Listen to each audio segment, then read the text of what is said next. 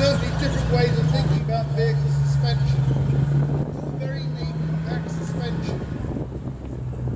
And again, the thinking in the 30s was you had the infantry motorised and take the infantry up to the front, which is a great idea, but if you have infantry in vehicles, open vehicles, you've got to make sure they're armoured so the occupants are protected.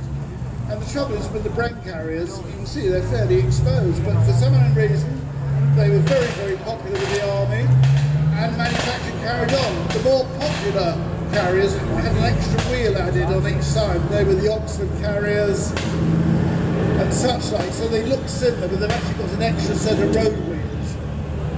The second carrier is actually very unusual. It was only 18 made. It mounted originally a 2-pounder anti-tank gun. It was converted by the Canadians.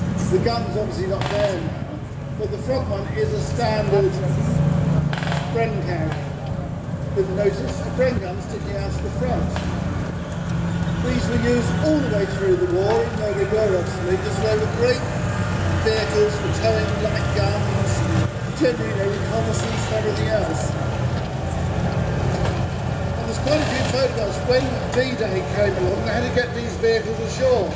And so they put boards around the side to make it deeper so they could actually almost swim ashore, which was, you still see one or two, if you look at the carriers, I'm not sure about these two, but some of them you'll see little clips where rods would have fitted and spur the amphibious boards, and it would actually increase the depth of the vehicle by about 5 or 6 feet, so they could actually go in below the whole depth, swim ashore, drop the sides, carry on. These are very, very popular with the Germans as well. There's quite a lot were captured at Dunkirk.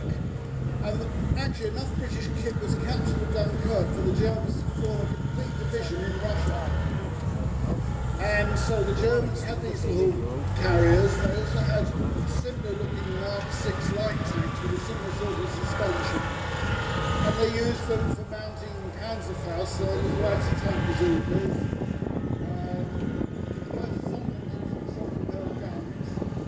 Generally, they used them all the way through the war on the Russian front, along with captured British trucks. Just about anything in the British Army in '39, the Germans had 1 or 2 examples of them. They're having great fun with that. These ones, though, have actually got a steering wheel. And if you notice, most tanks, they turn by just turning the track. If you look carefully, the steering wheel walks the track to the left or the right to start with, and then it acts as a proper tank. So these guys actually got a steering wheel to drive them.